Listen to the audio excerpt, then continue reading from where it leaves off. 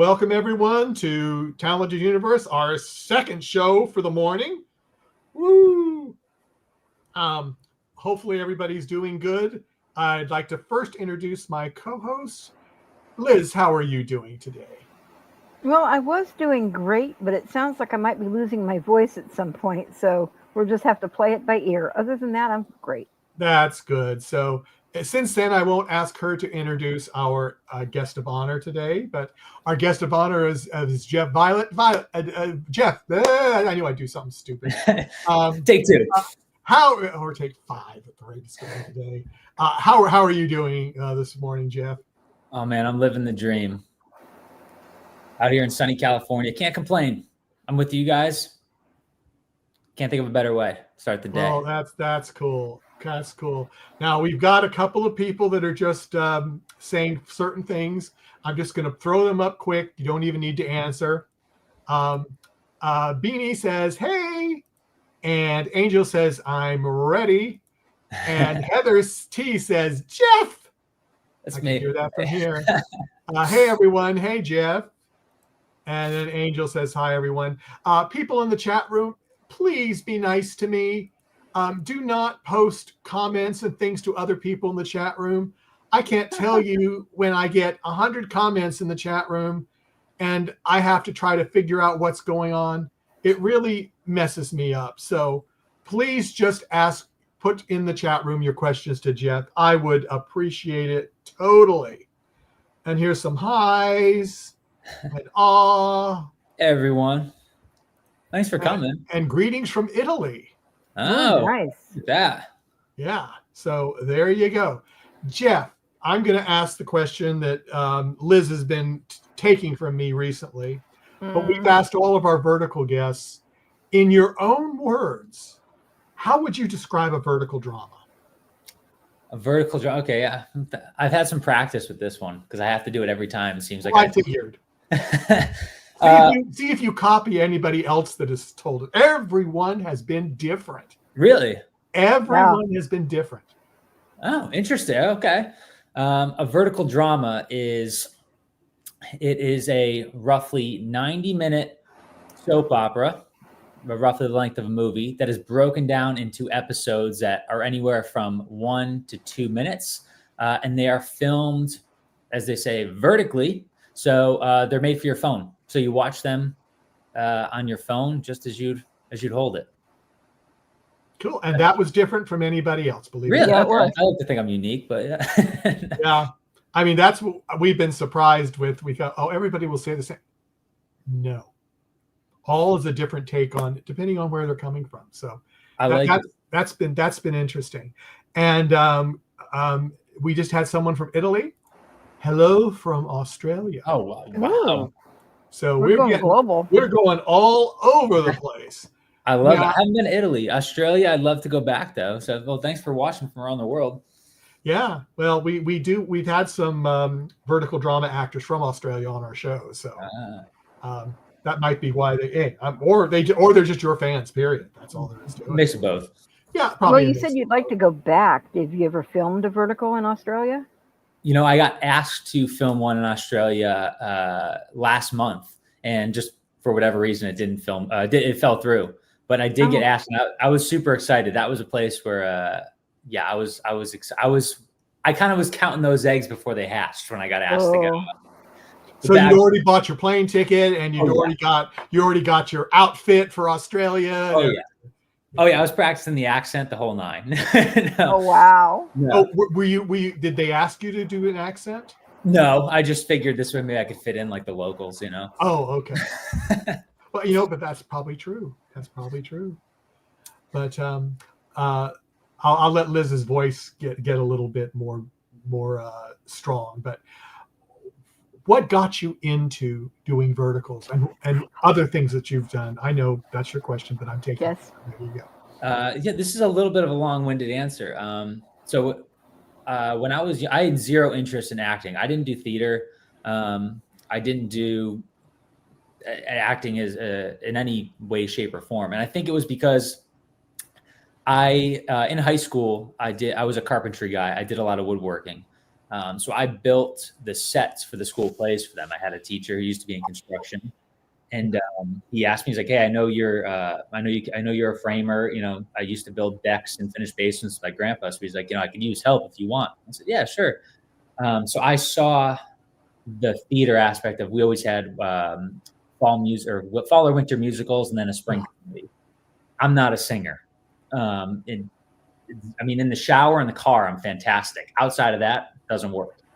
And but so I knew that didn't appeal to me. Not something I was interested in. And I guess even like the movie side, I had no idea that was a job. I guess it sounds kind of weird, but I don't know. I never knew how those people. I never knew Tom Cruise. I thought, I don't know, he was born into it. I don't know. He just did movies. So I went to school for construction management. That's what I did after college. I ran construction jobs on the East Coast, and I always worked out, though. Always into fitness. I used to work out in college, actually. Eric Delmet, who was on your show, him and I were roommates in college. Oh, really? Yeah. Oh, random roommates in college on the East Coast. That is why. And where did you go to school? We went to school at Roger Williams University in Rhode Island. In Rhode Island. Okay. Yep. So random roommates freshman year. I walked in and he was standing there. So yeah, fast forward many years later, we're out here. But so yeah, during we worked out together into fitness. During COVID, I think it was like 2020, I posted a few pictures of myself on Instagram, which I never really did before. I kind of always had like a random picture of the food I was eating. And I got messaged by a photographer in New York saying, "Hey, we should do a photo shoot." Immediately, my response was, "No, thank you. Not for me." And I told Eric, he's like, "Well, you should give it a shot." And I was like, "It's just not my only experience. My only exposure to photo shoots at that time was when your mom used to bring you to the department mall. Sears. Exactly. We go to Sears and be in matching pajamas. Sorry, Mom, for the Christmas card. We'd have the flannel pajamas on. Yeah. And it was never like a positive experience either. It was always like, why am I here? It was always, he's touching me, she's touching me, with your siblings. I was like, so not at all something I was interested in. After some persuasion, I did it. The photographer was amazing. He was so patient with me because I had no clue what to do. Once he posted me, I got a little bit of traction with modeling, but again, I was still working full time, so I didn't have time. During COVID, we never missed a day on the job site. Every day. Nope, really? Never missed a day. At least I didn't. A couple times we had to shut down for 24 hours to clean the site if we had a case, but I never personally missed a day. I was there every day. So, which is good, for the paycheck, but, I was getting burnt out. So eventually after a while, Eric kept telling me, he's like, "Dude, quit your job, move to LA, quit your job, move to LA." After like a year, I'm like, "Fine, I'm moving to LA." And you're putting me up, right? Yeah, actually, in fairness to him, I did stay with him for a little while, for like a couple weeks. So I was kind of just modeling out here. That transition to music videos, a little bit of commercial stuff, and then I was always helping him audition. So when he needed a reader, when he needed his reader for self tapes, I'd be the one to read the other side of it. And finally, I was applying to certain things. I saw one of these vertical come up, and I applied. And it was a day player. I showed up. I was basically like, "Sweet, I get my check, go in for a little bit," and I had no idea zero clue. Not an idea what I was supposed to do. It was so scary too, where I showed up to that set and I had a background. Like, I used to run job sites with 180 iron workers. Nothing could scare me. I'm telling you, I was so scared when all these people are staring at you with cameras on you. Yeah. And, but it was fun. I had a blast once I, kind of got over it. Next role I did was a villain role in one of the verticals. And again, I just kind of faked my way through it, pretending I knew what I was supposed to be doing. But I definitely got addicted to the progress of, seeing yourself improve. And also, I've worked a lot of jobs in my life. I haven't really had one that you get to show up, play, pretend. You got free snacks waiting for you right off the side. For lack of better terms, you're kind of messing around and getting paid for it. Mm-hmm. So once I saw that, I'm like, this is great. I'm like, this is fun. And again, it's a really fun industry where I found that everybody who's there generally truly wants to be there, if that makes sense. Nobody's just there for, I mean, we're all there to get paid, Yeah. sure, but people want to be there, which is really, really cool. That certainly helps. That certainly helps. But here's someone you were talking about singing. They say a best lip syncer. I got lip sync. Yeah, lip syncing in the car. It's more of a performance, but yeah, I throw that on my Instagram stories every now and then. Keep myself sane in the LA traffic. I'm not sure how it is up there in Sacramento, Liz, but it's just as bad as LA. Believe me, it is just as bad. Yeah. I'm regularly back and forth with doing things, so yeah, it's just as bad. Yeah, and Bonnie says hi from Maryland. Hi, I'm in Maryland too, Bonnie. So there you go. Hey, Bonnie. And okay, what is the craziest or most interesting location you have filmed at? From Limey and Vina. Let's see. The craziest location. I hope I'm not missing. I mean, we film at a lot of the same houses and studios over and over.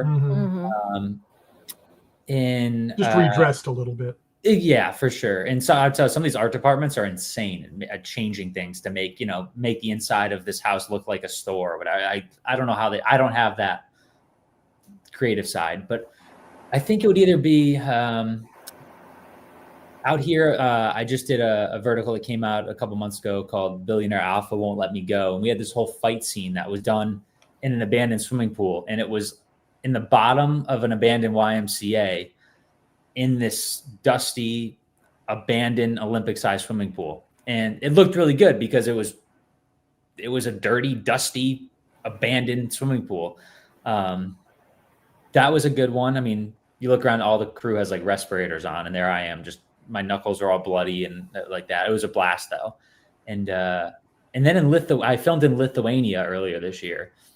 And over there, it was interesting that everywhere we filmed was practical. So there really were no studios. Yeah. You filmed, like there was a scene we did where we were in an elevator and we literally went to the mall to use their big elevator to film in. So you'd be halfway through a scene and all of a sudden you hear ding and the doors would open and there'd be just, 4 shoppers standing there. And like meanwhile, I'm in mid intimacy scene kissing my co-star, and you have sorry about that. Can you catch the next one? Yeah, so probably one of those two. But I mean, but it made it fun. It makes it more real. But I think those are probably maybe location wise, yeah, probably two of the coolest or craziest, I guess. Here's a question that Edward asked: do you like playing villain or hero? And I'm going to add both. Or which do you prefer if you do have a preference, and why? Edward, they're so different. And I had this conversation with somebody at the last set I was on about it. And the hero in the vertical space is fun. I really enjoy the villain, or I mean the hero. I'm sorry, because you get who doesn't like being the one to kind of save the day, but you're always kind of expected to be within like the 4 to 6 range, and you're always kind of calm, cool, collected. You might blow up a little bit emotionally to save somebody, but you're always very reserved and stoic. Whereas the villain, you just kind of get to let loose and kind of go crazy. There is no cap, and I don't want to say that's more of my personality in real life, but but you get to be a little more unhinged, so it's a little more fun to just lean into it. So the villain is really fun. Some of the themes I wish they started to steer away from. A lot of the verticals do have some of the domestic violence situations. Yeah. I don't love is the villain. We try to kind of do our best to find an alternative way to show how bad that character is in a way. But they're so much fun for different reasons. I actually enjoy rotating between them because it's like, you get to switch it up a little bit. And like I said, the villain, I had somebody the other day, is like, you play a great villain. I'm like, well, you just get to kind of 100% just let loose and lean into it. The directors never said like, oh, hey, you're going a little too big as the villain. Can you reel it in a little bit? They're more just like, go for it. Let her but you don't want to be typecast either as the villain all the time. So for sure, I do like kind of going between. I mean, the last one I did was a villain. generally I do like the heroes a little more. I would love to do. I mean, I've done always. It's like the billionaire or CEO hero. I saw one that came out yesterday that was I guess you could say it was a hero, but it was like a race car driver one. And I was like, Yeah. Yeah. I'm like, can I be the hero? Accelerating Love, I think, might have been it. What was that? I think the name of it was Accelerating Love. Yes, you're right. Yes, we had that actor on. Oh, did you? Yeah. He did a great. I mean, I saw the first few episodes, and they did. It looked fantastic. Mm-hmm. I'm kind of jealous. Yeah, he was actually our first vertical actor that came on our show. Really? Mm-hmm. Yep. Yeah. But that's a whole other long story. But anyway, before we go any further, I want to throw out a few other questions, and then I'm going to let Liz take over for a little while. Someone says hi, Jeff. And then we've really done that. But do you have a favorite? Well, so if you kind of that you just asked it, but I just want to throw it up. Ukrainian actors and actresses fandom says hi. Привет. A lot of people are asking about villains and heroes. What's the craziest thing you and Eric have done? That might be a scary thing. If you do not want to answer this, you can just smile and we'll just move on. No. And if Eric does show up for a show that we're supposed to do in a couple of weeks, then they can ask him there because we won't answer any questions because it's a review show. So there you go. I was like, I would love to hear his opinion. Eric and I, like I said, we met each other 13 years ago now. We traveled around the world. We've done Australia, Greece, Mexico, all over the U.S. It's the craziest thing we found ourselves in. We partied our hearts out in Mykonos, but the craziest thing was when we travel, we never have any plans. When we were in Mexico, I think it was probably one of the situation I never thought I'd be in, which we both were a little nervous. Was we were grocery shopping, we rented a car, and I was the one driving, and we got into a little car accident in the parking lot of Mexico. Ooh. And, yeah, it wasn't bad, but very quickly we're both trying to remember all of our Spanish from middle school. When the person who hit us can't speak English, we can't speak Spanish. I don't think you're supposed to get the police involved in Mexico. So there's a lot of hand signals trying to get that situation. It was probably either between that situation where we were both kind of definitely a little nervous, or in Australia, there's this attraction called the Kugel Cascades, and it's a natural formation of a bunch of smaller waterfalls with natural pools that you can kind of swim in. There's some natural water slides, and all we had was somebody said, "You guys should check out the Kugel Cascades." That was before the days of international phone plans, so we had no GPS. We just knew a rough area we were supposed to be in. Oh man! And so we were driving around trying to find it, and so we're like, well, we got to find a body of water, right? And so the way it was, we're like, maybe it's not that big. So me and him are walking around these farmers' fields of cows, following these little streams, just hoping that it leads us to these bigger waterfalls. And literally just walking around farmers' fields, tracing these little streams, going, I hope this. I mean, I thought it might be a little bigger than this, but maybe this is it. And then finally, after a couple hours driving around, we did end up finding it. It was a pretty big tourist attraction with a big parking lot and everything like that. But yeah, there's been, I don't know. I wish I come back on that one. Our second interview, we should just have me and him figure out the crazy story. I would love that. I would love that. We got some more people are just having a good time. Hello. Hey. And this is an interesting one. What is the character you would have liked to be that you played, or maybe you wanted to be another character, and in which film? This is good. I think mine would either be, there's one I just did for Drama Pops, which was called Destiny Has Other Plans. And I did it with Kira Wisely, and my character's name was Grant Vetman, and he was he was the a CEO, but I guess Of the reason course. was that. Of course. Oh, of course, yeah. Yeah. But I liked that story and that character, I guess, because I mean, this is just for the ones I played. He wasn't born into a rich family. He didn't have like the father saying you need to get married or else you're not getting the company. There was no question that he truly was just like a hardworking, normal CEO who fell in love with a girl. So I like that just because it was very normal. I'd say it was very just there wasn't a lot of baggage. But I mean, also there's some of the earlier ones I played, which is, I mean, like a rich kid CEO, which, I mean, I wouldn't mind. I wish I had the like a rich family when I turned 16. I got a nice car for my birthday or something like that. There you go. But yeah, I do like the Grant Vetman just because he was a normal guy with a good heart, and I feel like that's just more of the thing that I would like to be in real life. Hardworking CEO, worked my way up, did it. Yeah, and just keep on rolling. Okay, Liz, I'll let you have some. Okay, I have an odd off-topic question. I know you have a motorcycle license, and I know you ride. So here's the question: do you own a motorcycle? And if you do, what kind?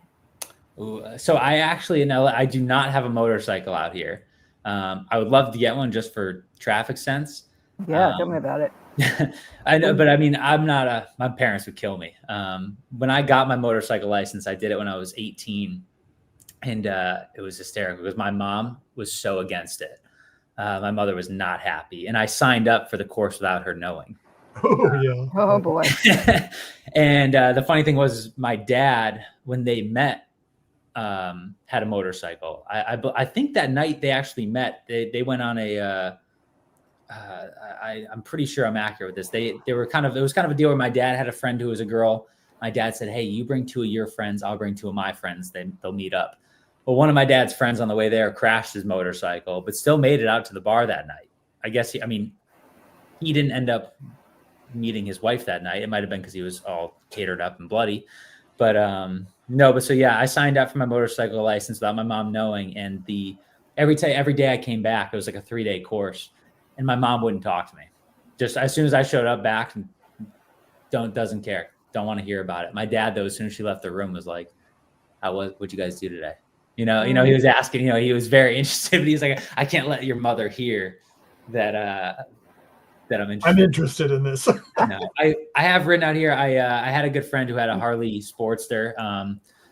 So I used to take that up and down Sunset Boulevard, just every now and then, just to stay in shape. I would love one out here though. It's definitely on my list of things. It's just I'm not worried about myself to a certain degree. I'm a little bit reckless, but I'm more worried about everybody now when you drive is texting. Oh yeah. But we come from a household of motorcycle riders. I have 4 of them in the garage right now. They're all Harleys. But as far as getting to work back and forth, yes, it's a definite game changer regarding that. But you do need to be aware of people who aren't paying attention to the motorcyclists on the road. So I get where your mom was a little bit concerned, but when my nephew turned 16, that was the first thing he went. And he got a Harley Sportster. His grandma freaked out. But now he's 23 and he just got another bike. She's like, "Oh, when are you coming over to show me the bike? When are you coming over to show me I want to ride on the bike." It's amazing how time will change after a while. Oh yeah, I did that with my grandma down in Aruba when I went there. I rented. There's a lot of dunes there. So it was a Yamaha TW200. Okay. It was like more of an an enduro, and I don't think they knew I was actually going to do it. So when I showed up on that one day, my grandma was not happy. She's like, "I see you driving away down the road with your backpack on in a different country, not knowing where you're going." I was like, "No, but I figured it out." Yeah. But if you need someone to ride one of those Harleys, let me know. I think they're pretty jealous with anybody else riding them. Okay. My brother-in-law, he has 2. My nephew, like I said, just bought a second one because the one that he had in between caught fire in the middle of the freeway. Really? He has the Sportster, which he already runs, and there's the second one that he bought, that one caught fire. So with the insurance money, he then went and just now bought a third bike, and they're all Harleys. I thought that's one of the guys I used to work with in construction. He was a Harley guy, and it was hysterical. He fit the bill. He's a shorter dude, so he had to lower all of them. He had this big beard, that came down to here. Yeah. And he was funny. I think, he had 6. And I used to ask him, like, what do you want to buy? He's like, if you want something reliable, it's going to start every time. And you're never going to have to worry about it. Don't buy a Harley. But he's like, but buy a Harley. Yeah. Well, anytime you're up in the Sacramento area, we'd love to throw you on one. Gonna take you up on it. Be careful what you wish for. Yeah. A couple other things I wanted to ask you. You've done, to my count, I might be wrong, 20 virtuals so far? Yeah, I tried to count the other day. It's either 20 or 21. Of course, like the first 2 of them were day players where, it's basically a cameo in the background. Still counts. It still counts. You can put it on the board. Which ones do you think were your favorites? Because I know I have 3 favorites of yours. I think my favorites, I think some of my favorite were, I actually loved Falling for a Superstar, where I played the villain. And that was more, it was a great script, but the cast was just like amazing. Which makes a huge difference. You could have a great script if the people you're working with suck. No matter what job you're in, if the people you work with suck, it ruins it. I'm going to say, Falling for a Superstar. Billionaire Alpha Won't Let Me Go on Drama Box turned out great. Yes, it did. Great team, great co-stars. That was my first time working with in this space with a child actor named Eris, who made it so fun. And probably those 2. And then if I had to choose one more, man,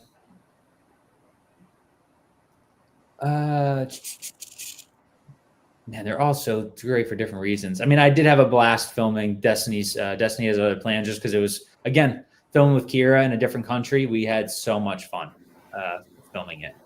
I think those might be my top 3. Okay. What are yours?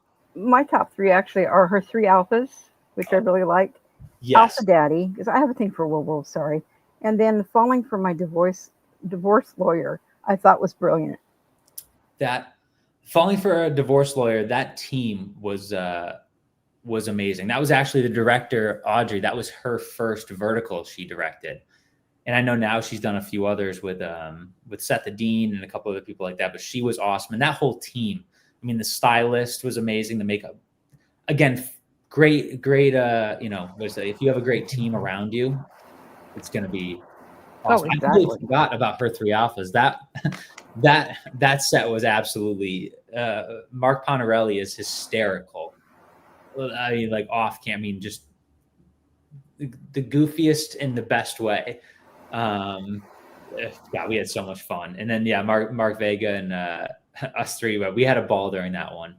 I was with Mark the other day, and we still tell some stories about that set of just like how much fun it was. Where there's a time to work and a time to have fun, but definitely. Or you do both. Exactly. Well, that's what I tell people. I'm like, again, once you've worked a lot of jobs, I'm like, you can have fun. Don't worry. You know what I mean? There's time to work and time to have fun. We can mix them a little bit. And as you said, the other one was Alpha Daddy. Yeah. That's the one that got changed the title to Billionaire Alpha Won't Let Me Go. Yeah. But it was originally supposed to be Alpha Daddy, which I guess because I was technically an alpha, and I guess because I was a father, I guess they went with the daddy aspect of it.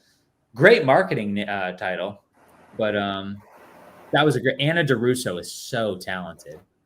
The first day I walked into the fitting, we ran one scene. The director just wanted to see us do one scene together, and I had never seen the script. She had never seen the script. We did the scene. I look at her. I kid you not. I'm down kind of like this reading. I look up towards her.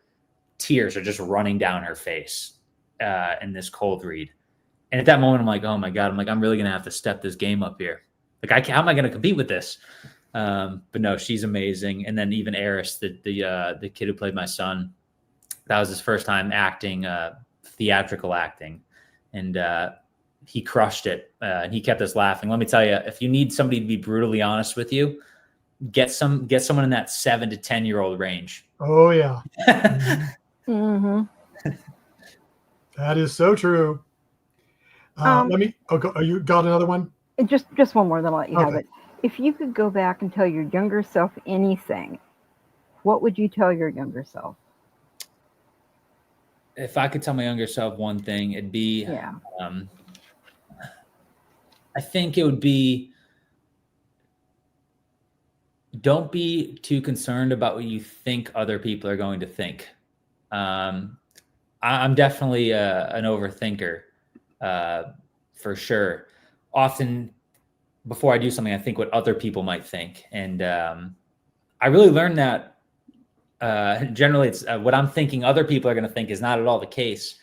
When I left the construction industry, when I left there, when I gave my 2 weeks notice, obviously they always ask, well, what company are you going to? Because they want to know if I'm going to a direct competitor. Normally they'll, you don't get your 2 weeks. There's the door, this way you can't steal, whatever, take any resources, things like that. And nobody knew at that time that I was modeling on the side. And I did a decent job of trying to keep that a secret, because on a construction site, I didn't need anyone to find out that I was posing in my underwear for photos. And when I left, though, and I said, well, I'm moving to LA, I'm going to try my hand at modeling. And not one person who found out said, are you crazy? Are you dumb? What are you doing? Literally every single person said, go for it. If I was your age and could do it again, I'd run and take that chance. Because what's the worst that's going to happen? You go try it at your age and it doesn't work. You come back. Come back. This door's always open. Come right back. So I really thought it was going to be a much different reaction to me, leaving to come try that. But every single person was very positive. In my head, I thought it would be a lot more ridicule, and it wasn't. I'm glad it wasn't, because you have seen how far you've grown from the construction on through the modeling and now the acting. So I don't think you're going to go back to construction anytime soon. Well, thank you. Yeah, the phone still rings occasionally. I'll get random vendors calling for questions, and I explain that I'm not in the industry. But every now and then, when you go through something, we all have those days where every now and then I'm like, what am I doing out here? And luckily it doesn't last that long, but it's a little bit of a roller coaster. Okay, Michael. It's yours. Okay. Let's see. Jennifer says, you've definitely become a familiar face in the vertical drama world. What's something about acting for this format that would surprise fans or first-time viewers? So fans and first-time viewers, something that would surprise you. I know it's a very common theme among actors. We film these entire projects in usually less than 9 days, normally 9 days or less. Compare that. So we shoot, anywhere between 10 to 14 pages of script a day, when your usual movie that you see might only shoot 3 in a day. If that. Yeah, on a good day. So we really go through these quickly. Sometimes you don't get the scripts till the last one I did. I got the script 24 hours before we started filming. And you really need to go in prepared, because a lot of times you only have, maybe 2 to 3 takes, attempts to get your footage, your coverage of yourself. So yeah, we go fast. You basically get one shot and we continue on. So you really have to hit it. That and the framing of these is really tight. So when we film them, a lot of times we are very close together, and it's very awkward. Sometimes you're not even looking at your co-star. You're looking, slightly to the right of them, slightly to the left of them. And you have to have this whole conversation with someone who you're not even looking at. They're really over here. I'm looking this way, but on camera, it looks like I'm talking to them, just based on how tight these shots are. But we have a lot of fun.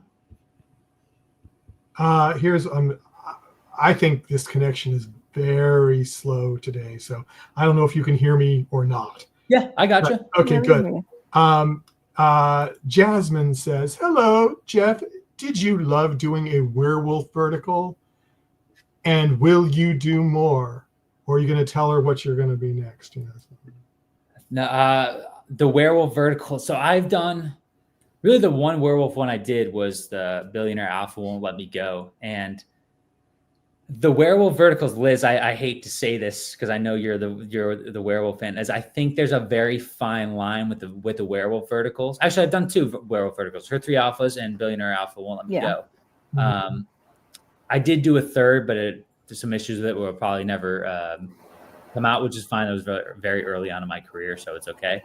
But I think there's a very fine line you walk on the werewolf ones from being really good to cheesy. Really cheesy? Oh yeah. And so I think it's a very tough line to walk. And I did love the Alpha Daddy or Billionaire Alpha Won't Let Me Go because it was werewolf, but it was basically the undertone of the forbidden love aspect of it.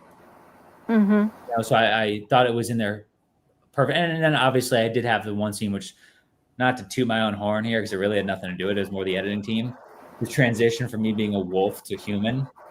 Not going to say it was the best, but it probably was one of the better ones, I'd like to think. But I would do another werewolf one. I do love the aspect of, I just can't go too overboard because with these budgets, again, the effects can look very cheesy very quickly. But I did have a ton of fun. I love the kind of the fighting aspect of it. I love the stunt fight sequences. I think those are so much fun. So I would definitely do another one if the opportunity came up. I love 2 alphas to go head to head against somebody else. I can see that. And I agree with you 100% that it can go from being perfect and beautiful scenes to being incredibly cheesy. And sometimes I'll sit there and I'll watch them going, oh my God, that is so cheesy. I can't continue to watch. It's that bad. But yeah. It's a fine line for sure.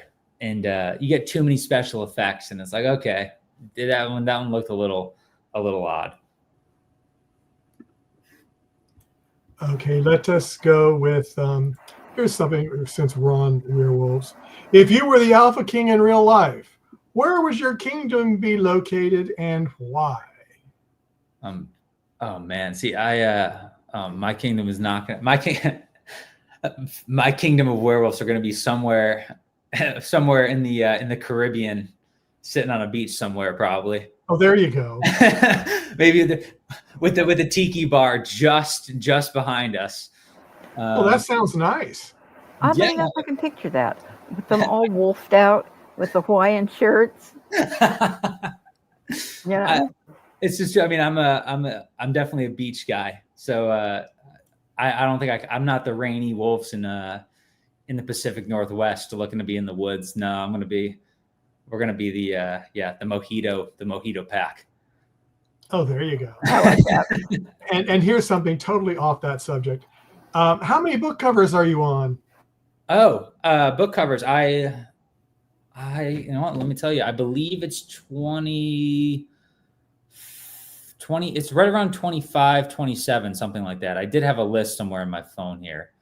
Are you going to try to top Eric or? I don't think. Yeah, he did get me into the book cover industry. He did. Okay. He did. I don't think I'm touching his numbers. We actually have done a few together, book covers together. But no, I think he ran away with that 200 milestone. Okay, well, here's a comment from the answer you just gave about where you'd have your thing. Angel is saying, werewolf beach vertical. Yeah, it could try a bunch of werewolves water skiing or wakeboarding, I guess, maybe surfing. There you go. I don't know. A werewolf tackles a shark or something. Yeah, I was like, I'm not sure who we'd be up against. Another, the shark people. There you go. Bingo. So there you go. You have another question? I think I've exhausted the. No, I'm pretty much questioned out, and my voice. I'm surprised. Your voice is going. Okay. Yeah. Well, let me. There is one. And where did and I'm scared to ask this because I think I know the answer, and I'm not sure if you're allowed to say anything, but would you consider playing a vampire? Oh, yeah, I would consider playing a vampire. I'm still patiently waiting to be asked to play a vampire. Oh, really? Oh, okay. I would play a vampire. Again, I think it's another one of those, like the werewolves. You can do it very tastefully and not make it over the top. But yeah, no, I'm over here waiting to be asked. Okay, there you go. Jennifer asked, this will be our last question, and then we're going to be closing up. But if there were blooper reels, what's one moment that you hope does see the light of day? Oh man, I wish more of the verticals had blooper reels. Me personally, I like the behind the scenes videos of movies just as much as like the actual movie itself. It makes it a little more human, I'd say. I think I'm not sure if they came out. Falling for a Superstar with Jackson Tiller, we had a couple great bloopers of lines that we couldn't get through. Mm-hmm. That was awesome. My biggest thing, though, I have two things that I do in these scenes, and I would love for one of the bloopers to come out with them.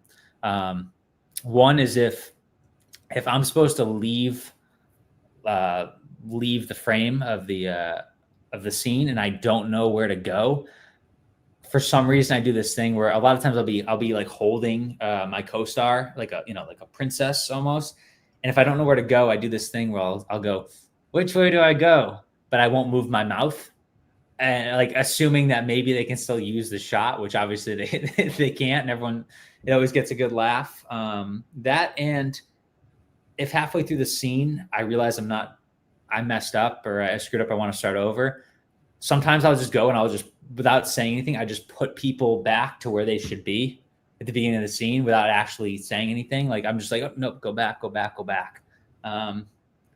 other blooper that just popped into my mind, which I really wanted to get, was in Playing It Real that I did with Francesca. We did a scene, we yelled action, or I didn't yell action, director yells action. About 8 seconds into it, the director yells, she yelled hold, and they wanted to readjust some lighting aspects, move some props around, things like that, but they didn't yell cut. So while all this chaos is going on around me, I just kind of went into this monologue to the camera saying, so you want to be an actor? Well, this is what you have to put up with. I'm sitting here trying to memorize my lines when all this is going on behind you without any explanation why. And I went on for like a minute and a half just rambling, kind of like I do in the podcast. But I tried really hard to get that footage, but no luck. So there's good moments. Yeah, good moments. Some that you don't want, I'm sure, but yeah. Yeah, knock on wood. I don't think there's been too much of things that would ruin me. I'd say I think I have a pretty good. From working as a camp counselor when I was a teenager, I can kind of put the filter on really quickly. Mm-hmm. Well, that's good. Filters are very good. But I would like to thank you, Jeff, for being on with us today. We had a great time. Yes, and I hope people in the chat room had a good time. And I couldn't get to everybody's questions, but I tried to get at least one out of all the ones that I saw. But hopefully I did. If I didn't, I'm sorry. But Jeff's already said he's going to come back, maybe. So maybe you can catch it then. So Jeff, again, thank you very much. Thanks for accepting my invite. And Liz, did you want to say any closing remarks to him, or? I just wanted to tell him thank you so much for coming on. It's been such a pleasure having you. And I'm sorry my throat hasn't held up well enough to go through a lot of these questions. She had a lot of questions for you, Jeff. We'll hit him on the next time. Liz, Michael, thank you so much for having me. No, it's been a lot of fun. I thoroughly enjoyed it. Awesome. Yeah, we've enjoyed it too. People out there, please like, subscribe, or follow us on, I think most everybody today is on YouTube. So then you won't miss anybody, because we do have another vertical actor coming up on Sunday. We had to change his. He was supposed to be on yesterday, but So Cayman will be on with us Sunday at 3 p.m. Eastern, noon Pacific time. So catch him then. And from all of us, NDB Media and Talented Universe, have a great day. Bye-bye. Bye.